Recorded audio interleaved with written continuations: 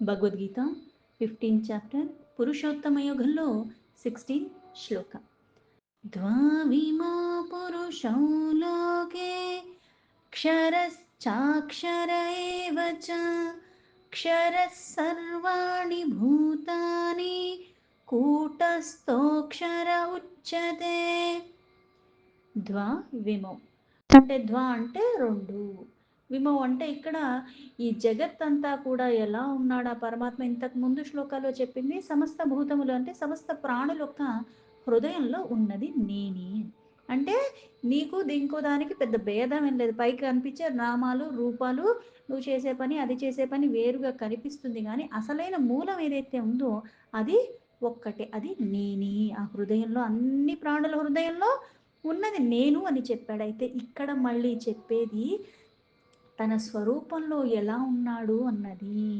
అంటే సకల ప్రాణుల్లో ఉన్నది తానే అయినప్పుడు కూడా ఈ సకల ప్రాణులు కాలానుగుణంగా మార్పులు చేర్పులతో వెళ్ళిపోతాయి. అంటే వెళ్ళేది ఏది వెళ్ళనిది ఏది అన్నది ఇక్కడ స్పష్టపరుస్తున్నాడు. అందుకే ద్వావిమౌ పురుషౌ లోకే. ద్వావిమౌ అంటే రెండు విధాలుగా ఉన్న, పురుషం అంటే సకల ప్రాణులు, లోకి అంటే సృష్టి. అంటే ఈ సృష్టిలో ఉన్న సకల ప్రాణాలన్నీ కూడా ఎందులో ఒక రెండు కేటగిరీలే ఉన్నాయి. రెండు రకాలుగానే విభజన జరగగలుగుతుంది. ఆ రెండు విధాలే ఉన్నాయి. క్షరశ్చాక్షర ఏవచ. క్షర అక్షర ఏవచ. క్షరములు అంటే నశించిపోయేవి, అక్షర అంటే నాశనరహితమైనది అంటే నశించిపోనిది. ఏవచ అంటే మొత్తం సృష్టిలో రెండు రకాలు, ఒకటి నశించిపోతుంది, ఒకటి నశించదు. సకల ప్రాణులు ఉన్నాయి, అన్నీ వెళ్ళిపోతున్నాయి. వెళ్ళిపోయేదేంటి, వెళ్ళద్దేంటి? క్షర సర్వాణి భూతాని. క్షర అన్నది ఏదైతే నశించిపోతుంది, అక్షర అంటే నశించనిది అని చెప్పాడు. ఇక్కడ మళ్ళీ ఈ క్షర అన్నది ఏది, సర్వాణి భూతాని అంటే ఈ సమస్త భూతములు ప్రాణులన్నీ కూడా, అంటే శరీరం దాల్చిన ప్రతిదీ కూడా నశించిపోయేదే క్షరములే. కూటస్థోక్షర ఉచ్యతే. అంటే శరీరం దాల్చిన సకల ప్రాణులు నశించిపోతున్నాయి. మళ్ళీ నశించకుండా శాశ్వతంగా ఉన్నది ఏది అంటే విముక్తి పొందినది, మోక్షం పొందినది. అంటే నశించిపోయేవన్నీ ఎలా ఉన్నాయంటే మార్పులు చేర్పులతో. శరీరం దాల్చిన ప్రతి ఒక్కళ్ళు పుట్టినప్పటి నుంచి మరణం దాకా అలాగే ఉన్నామంటే లేదు, కానీ ఆత్మ అలాగే ఉంది. నీలో ఉన్న, నాలో ఉన్న, ఇంకా ఏ జీవరాశిలో ఉన్న, క్రిముల్లో కీటకాల్లో ఎక్కడ ఉన్నా, చర అచర, కదిలేవి కదలలేనివి, ఏదన్నా సమస్తంలో ఎలా ఉన్నాడంటే ఒకేలాగా ఉన్నాడు. క్వాలిటీలో కానీ క్వాంటిటీలో కానీ మార్పులు లేకుండా ఎప్పుడూ అలాగే ఉన్నాడు. ఇప్పుడే అలాగే ఉన్నాడా అంటే లేదు, ఎప్పుడూ అలాగే ఉన్నాడు. కానీ ఈ క్షరములు శరీరం దాల్చిన ప్రతిదీ ఎలా ఉన్నాయంటే అదే శరీరాలు. ఇప్పుడు మనుషులైనప్పుడు అందరూ 5 అడుగులే ఉన్నామా? లేదే. కొందరు 3 అడుగులు ఉంటారు, కొందరు 6 అడుగులు ఉంటారు, కొందరు బాగా లావుగా ఉంటారు, కొందరు బాగా సన్నగా ఉంటారు. కళ్ళు చూడటానికి అందరికీ, కాకపోతే అందరి కళ్ళు ఒకేలాగా ఉన్నాయా? లేవు. పైగా ఈ చూపు అన్నది పుట్టినప్పటి నుంచి చచ్చేదాకా ఒకేలాగా ఉంటుందంటే అది లేదు. అంటే ఇన్ని మార్పులతో ఉన్నప్పటికీ కూడా ఈ ప్రాణుల యొక్క సముదాయం మొత్తం కూడా అన్నీ నశించిపోయి, అంటే శరీరాలన్నీ నశించిపోతున్నాయి. ఆ శరీరాల లోపల ఏదైతే ఉన్నాడో తను నశించడు. తను ఈ శరీరాన్ని విడుస్తున్నాడు కాబట్టి నువ్వు జడమైపోతున్నావు, నువ్వు మరణిస్తున్నావు. శ్లోకానికి యథాతథ మీనింగ్ తీసుకుంటే, ద్వావిమో పురుషౌ లోకే క్షరశ్చాక్షర ఏవ చ క్షరः సర్వాణి భూతాని కూటస్థోక్షర ఉచ్యతే. ఈ జగత్తంతా కూడా నశించిపోయేవి, నాశరహితమైనవి ఆ రెండు రకాలుగా క్షర అక్షర రూపంలోనే ఉన్నాయి. సకల ప్రాణుల యొక్క శరీరాలు నశించిపోతాయి, జీవాత్మ నాశరహితమైనది. శరీరం నశించిపోతుంది కాబట్టి ఈ శరీరం నశించిపోయే లోపల నువ్వేం తెలుసుకోవాలి. ఈ శరీరం లోపల ఏవైతే 24 తత్వాలని ఇంతకు ముందు చెప్పాడు, ఆ చైతన్యం ఉంది. పైగా ఇక్కడ మనకి జ్ఞాన నేత్రాలు కింద, జ్ఞాన నేత్రం తెలుసుకోవాలంటే అది విచక్షణతో ఉంటే విచ్చుకుంటుంది. ఈ విచక్షణ ఎక్కడి నుంచి వస్తుంది? సమభావ స్థితిలో. నువ్వు ఎల్లవేళలా ఉండగలిగితే, అంటే నీకు సంతోషం వచ్చినా, ఏదొచ్చినా భేదం లేకుండా ఎప్పుడూ ఒకేలాగా తీసుకునేలాగా ఉండాలి. పైగా ప్రతీదీ పరమాత్మకే సమర్పణ భావంతో నువ్వు ఉండాలి. ఎందుకు? ఉన్నది పరమాత్మ, ఇచ్చింది పరమాత్మ, చేసేలాగా నాకు మళ్ళీ ఒక శక్తినిచ్చింది పరమాత్మ, మళ్ళీ చేసే సందర్భాన్ని, అవకాశాన్ని ఇచ్చింది పరమాత్మ, చేపిస్తుంది పరమాత్మ, తీసుకుంటుంది పరమాత్మ. ఇక్కడ నేను అన్నది లేదు అన్నది ఎవరికైతే అర్థమై ఉంటుందో. అందుకే ఇదే మనకి ముందు అధ్యాయంలో గూడా 8థ్ చాప్టర్‌లో, 7థ్ చాప్టర్‌లో గూడా చెప్పారు. అంటే తానే ప్రకృతిలా ఉన్నది తానే అని చెప్పాడు. ఆ ప్రకృతి మళ్ళీ ఎలా ఉంది? పర, అపర. అపరా ప్రకృతి కూడా తానే. కాకపోతే అది క్షీణించుకుపోయేది. అంటే ఈ శరీరాలు. ఈ శరీరంలో ఏమున్నాయి? ఇంద్రియాలున్నాయి, జ్ఞానేంద్రియాలున్నాయి, కర్మేంద్రియాలున్నాయి. ఈ మనస్సు, బుద్ధి, అహంకార పంచభూతములు. అలాగే ఈ ఇంద్రియాలకి తగ్గట్టుగా తన్మాత్రలేవైతే ఉన్నాయో, అంటే ఈ శరీరం వదిలేవంటే ఇవన్నీ. మళ్ళీ దీనికి ముందు ఇంకొకటి చెప్పాడు. ఏమని? జననం ఉన్న ప్రతి ఒక్కళ్ళకి మరణం ఉన్నది. ఈ మరణం ఉన్నది మళ్ళీ నువ్వు పరమ పదాన్ని పొందుతున్నావా? లేకపోతే మళ్ళీ మరో జన్మ కారణంగా నీ కొన్ని కర్మలు చేసుకొని ఉన్నావా? దాని కారణంగా మళ్ళీ జననం పొందుతూ ఉన్నావు. మళ్ళీ ఈ జననం పొందేది కూడా మళ్ళీ ఉత్తమమైన లోకాలకు వెళ్తున్నావా? అధోలోకాలకి వెళ్తున్నావా? అంటే మళ్ళీ మనిషిగా పుడుతున్నావా? లేకపోతే ఇంకా ఉన్నతమైన జన్మ తీసుకుంటున్నావా? లేకపోతే దిగజారే జన్మలు తీసుకుంటున్నావా? అంటే నీ యొక్క కర్మే ప్రతిదానికి కారణము. ఈ పూర్వజన్మే మళ్ళీ ఈ జన్మకి కారణమైంది. మళ్ళీ ఇప్పుడు గూడా నేనేవైతే వాసనలు పెంచుకుంటున్నానో, ఈ మమకారాలన్నీ పెంచుకుంటూ వైరాగ్యం రాకుండా ఉండి, అహంకారంతో ఈటిలతోనే ఉన్నప్పుడు మాయామోహాలకి నేను లోబడి ఉన్నంత వరకు మళ్ళీ మళ్ళీ శరీరాలు అంటే ఎప్పటికీ నశించిపోయే శరీరాన్నే మళ్ళీ మళ్ళీ తీసుకుంటున్నాను గానీ, నేను ఆ పరమపదాన్ని చేరలేకపోతున్నాను. మళ్ళీ శరీరం దాల్చిన ప్రతి ఒక్కడికి సులభమైన మార్గం ఏం చెప్పాడు? పరమాత్మ స్మరించమన్నాడు. ఏది పరమాత్మ? సర్వము పరమాత్మే. భేదం లేకుండా అన్ని సమభావ స్థితిలో నీకు ప్రకృతిలో కనిపించేది ప్రతీదీ కూడా పరమాత్మే. ఆ పరమాత్మే మళ్ళీ నీకు అవ్యక్తంగా ఉండి వీటిని ధరిస్తున్నవాడు, వాటిని పోషిస్తున్నవాడు, వాటిని లయం చేస్తున్నవాడు, మళ్ళీ పునః సృష్టి చేస్తున్నవాడు సర్వము పరమాత్మే. అందుకే ఏ నామమైనా, ఏ రూపమైనా గుణాలకి అతీతంగా ఉన్నవాడు.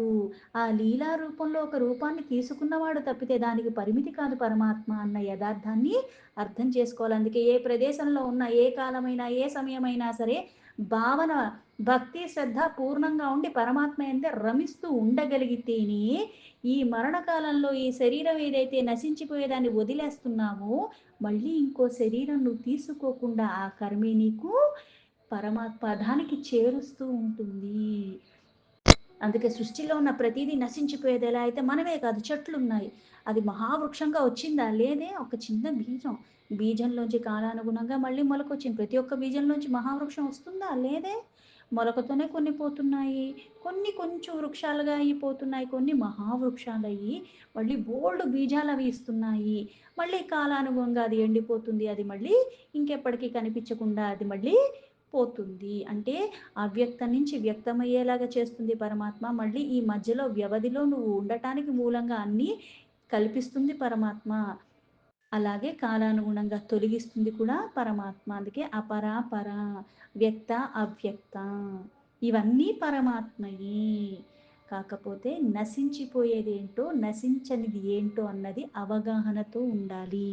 ఈ శరీరాన్ని నీకొక వాహనంగా చేసుకొని, ఒక గమ్యాన్ని దీనికి చేరుస్తుంది ఈ శరీరం. కాకపోతే ఈ శరీరం మీద అభిమానం పెంచేసుకుని, మమకారాలు ఇవన్నీ పెంచేసుకుని, మళ్ళీ మాయామోహాలకి నువ్వు లోబడిపోతే ఏమవుతుంది అంటే మళ్ళీ భవబంధనాల్లో చిక్కుకుపోతున్నావు. దీన్ని నువ్వు దాటలేవు. అందుకని కనిపిచ్చేది మార్పులు చేర్పులతో ఉన్న ఈ ప్రకృతి క్షరము నశించిపోయేది. అవ్యక్తంగా ఉన్న పరమాత్మ ఎలా అయితే సూక్ష్మ రూపంలో ఇక్కడ ప్రతీదీ కూడా ఆ పరమాత్మ ఒక కారణంగానే ఉన్నది. అందుకే క్షర, అక్షర. మళ్ళీ ఇప్పుడు ఈ శరీరం అయితే నేను దాల్చాను. ఈ శరీరంలో మళ్ళీ ఎలా ఉన్నాడు అంటే ఆత్మ రూపంలో ఉన్నాడు. ఆయన నశించడు. ఈ శరీరం నశించిపోతుంది. కాలాన్ని గూడా నాకొక పరిమితి కాలం ఉంది. తర్వాత నేను వెళ్ళిపోతాను. ఎలా వెళ్ళిపోతున్నాను? ఈ శరీరం తీసుకెళ్ళిపోతున్నానా? లేదు. ఈ శరీరం వదిలేస్తున్నావు. ఎవరు వదిలేస్తున్నారు? నువ్వు వదలట్లా. పరమాత్మ వదిలేస్తున్నాడు. అందుకని ఈ శరీరం పడిపోతుంది. ఆత్మ వెళ్ళిపోతుంది పక్కకి. మళ్ళీ నేను చేసిన వాసనలు, నా మనస్సు, బుద్ధి ఏవైతే మళ్ళీ కొన్ని కారణాలు, కొన్ని వాసనాలు, కొన్ని కర్మలు చేసి ఉన్నానో, దాని కారణంగా మళ్ళీ నేను పరమ పదం పొందుతానా? లేకపోతే మళ్ళీ భ్రమిస్తూ, భ్రమిస్తూ నా కర్మలొక్క ఆ భారాన్నంతా పాపమో, పుణ్యమో అవంతా నేను అనుభవించటానికి మళ్ళీ ఇంకో జన్మది మానవ జన్మ తీసుకుంటాను, ఇంకో జన్మ తీసుకుంటాను, ఏదో ఒకటి తీసుకొని మళ్ళీ అనుభవించాలి. కర్మను కర్మ ద్వారానే మనము తొలగించుకోగలము. అందుకే ఇక్కడ ఎలా ఉన్నాడు పరమాత్మ? విశ్వ చైతన్యగా ఉన్నాడు. విశ్వమంతా కూడా ఆ చైతన్యం పరమాత్మయే. శరీరాలు దాల్చినవన్నీ నశించిపోతున్నాయి గానీ, నశించందంటే ఏదైతే ఆత్మ అందరిలోనూ ఉంది జీవాత్మ. కాకపోతే ఈ శరీరం దాల్చి ఉండగానే మోక్షాన్ని ఎవరైతే పొందుతున్నారో వాళ్ళు మళ్ళీ ఈ శరీరాన్ని దాల్చరు. అదే మనకి ఇంతకుముందు సెవెంత్ అధ్యాయంలో కూడా, సెవెంత్ చాప్టర్‌లో కూడా పర, అపర అని చెప్పింది. మళ్ళీ ఆదిభూత, అధ్యాత్మ అన్నీ చెప్పి, మళ్ళీ 13 చాప్టర్‌లో కూడా క్షేత్ర, క్షేత్రజ్ఞుడు అంటే క్షేత్రం. శరీరం దాల్చిన ప్రతిదాని ఒక క్షేత్రమే. ఆ మనిషి కావచ్చు, ఇంకో జీవి, ఏ జీవి అయినప్పటికీ కూడా అదొక క్షేత్రము. అందులో క్షేత్రజ్ఞుడు ఉన్నాడు కాబట్టి, ఆ చైతన్య కారణంగా నువ్వు కొన్ని క్రియలు చేస్తున్నావు. ఇక్కడి నుంచి అక్కడికి వెళ్తున్నాను, ఇది మాట్లాడేస్తున్నా, అది చేసేస్తున్నా, ఇది చేసేస్తున్నా, ఇయన్నీ నేనే, నేనే, నేనే అనుకున్న భ్రమలో గడిపేస్తున్నాను. శరీరం విడిచేస్తున్నాను. మళ్ళీ శరీరం తీసుకోటానికి మళ్ళీ నేనే కారణమవుతున్నాను. అంటే ఇచ్చింది పరమాత్మ, ఉన్నది పరమాత్మ, చేపిస్తుంది పరమాత్మ. ఈ వాస్తవాన్ని నువ్వు విస్మరించిన కారణంగా, మళ్ళీ ఈ అజ్ఞానం అన్న అంధకారంలో ఉన్న కారణంగా, మళ్ళీ జనన మరణాల చక్రాల్లోనే భ్రమిస్తూ ఉంటావు. అందుకే ఈ పురుషోత్తముడు ఎలా ఉన్నాడంటే విశ్వ చైతన్యంలాగా ఉన్నాడు. ఆ చైతన్యం తొలగితే జడమైపోతున్నావు. ప్రకృతిలో ఉన్నది ప్రతీదీ జడమైపోతుంది కాలానుగుణంగా. కాకపోతే ఆ జడము కాకక ముందు పని చెయ్యటానికి, కొన్ని పనులు చెయ్యటానికి మళ్ళీ ఉపాధిలాగా కొన్ని నీకు ఇస్తుంది పరమాత్మ. చర, అచర, కంటికి కనిపిచ్చేది, కనిపించంది అన్నీ పరమాత్మయే. అవ్యక్త, వ్యక్త. జీవశక్తి రూపంలో ఉన్నాడు.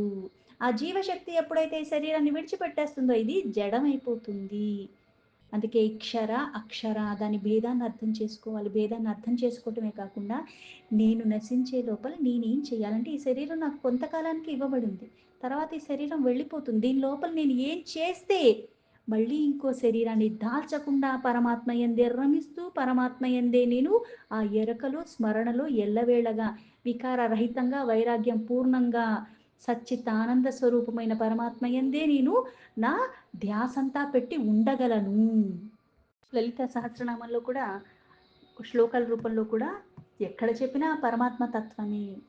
క్షేత్రస్వరూప క్షేత్రేషి క్షేత్ర క్షేత్రజ్ఞపాలిని క్షయా వృద్ధి వినుర్ముక్త క్షేత్రపాల సమర్చిత. అంటే ఈ క్షేత్రాలు ఏవైతే జీవులు ఉన్నాయి, సమస్త చరాచర జగత్తు ఉన్న ఈ శరీరాలు దంచిన ప్రతి జీవిలో ఉన్నది కూడా మళ్ళీ ఆ పరమాత్మే.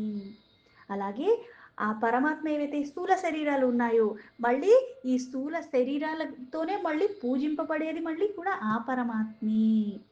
అంటే జీవుడు తానే, జీవింప చేసేది తానే, ఆ జీవిని ఉద్భవింప చేసింది కూడా తానే. ఆ పరమాత్మ. పైగా ఈ జీవులు ఎలా ఉన్నాయి అంటే క్షయ, వృద్ధి అంటే పెరగటాలు, వృద్ధి చెందటాలు, మళ్ళీ క్షీణించుకుపోవటాలు ఇవన్నీ జరుగుతూ ఉంటాయి. కానీ పరమాత్మ ఎలా ఉన్నాడు అంటే మార్పులు, చేర్పులు లేకుండా ఎప్పుడూ ఒకేలాగా ఉంటున్నవాడే అదే పరమ చైతన్యము. లలిత సహస్రనామంలోనే మళ్ళీ క్షర క్షరాత్మిక సర్వలోకేశి విశ్వధారిణి. అంటే ఈ క్షరములన్నీ కూడా ఏవైతే ఉన్నాయో శరీరాలు, ఆ ఉపాధులు, అందులో మళ్ళీ ఆ అక్షరమైన పరమాత్మే ఉంటున్నాడు గాబట్టే ఆ జీవులు ఉంటున్నాయి. అందుకే సర్వలోకేశి అంటే విశ్వాన్ని ధరిస్తున్నవాడు ఆ పరమాత్మే. మళ్ళీ ఈ విశ్వంలో ఉన్న ఈ జీవులన్నీ కూడా మళ్ళీ ఆ పరమాత్మ కారణంగానే మళ్ళీ జీవించి ఉన్నాయి. అంతా పరమాత్మయే. ఆ స్వరూపం పరమాత్మ. ఇది, అది అని కాకుండా, ఈ లోకాలన్నిటినీ కూడా పరిపాలిస్తున్నవాడు, లోకాన్ని సృష్టించినవాడు, లోకాల్ని మళ్ళీ పోషిస్తున్నవాడు అన్నీ పరమాత్మయే. ఈ విశ్వాన్నే ధరించి ఉన్నాడు పరమాత్మ. అందుకే పురుషోత్తముడు. పరమాత్మ ఎప్పుడూ సర్వదా ఒకేలాగా ఉన్నాడు. ఎప్పటినుంచి సనాతనం నుంచి అప్పటినుంచి అలానే ఉన్నాడు. కాకపోతే వచ్చేవి వస్తూనే ఉన్నాయి, వెళ్ళిపోతూనే ఉన్నాయి. కాలానుగుణంగా మార్పులు, చేర్పులు అన్నది ఎప్పటికీ జరుగుతూనే ఉన్నాయి. ఈ ప్రకృతి అంతా కూడా జడమైపోతుంది. కానీ అక్షరమైన ఆ పరమాత్మ చైతన్యవంతుడుగా ఎప్పుడూ అలానే శాశ్వతంగా ఉంటూ ఉన్నాడు.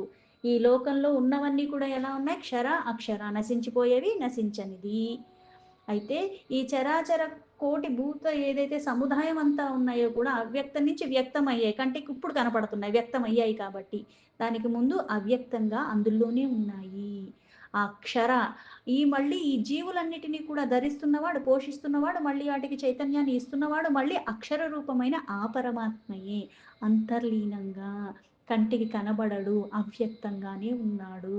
వ్యక్తమైన ప్రతి ఒక్క పదార్థానికి మూలమైన వాడు అవ్యక్తంగా ఉన్న ఆ పరమాత్మ. అందుకే జీవశక్తిని ఇస్తున్నాడు, జీవింప చేస్తున్నాడు. ఆ జీవశక్తి జీవించి ఉండటానికి అందుకే విశ్వమంతా కూడా వ్యాపించి ఉన్న విశ్వ చైతన్య రూపమైన ఆ పురుషోత్తముడైన పరమాత్మ. పరమేశ్వరి అనుకున్నా, పరమాత్మ అనుకున్నా ఒక్కటే. శక్తియుక్తంగానే ఉన్నాడు పరమాత్మ ఎప్పుడూ కూడా. దీంతో భగవద్గీత 15 చాప్టర్‌లో పురుషోత్తమ యోగంలో 16 శ్లోక సంపూర్ణం.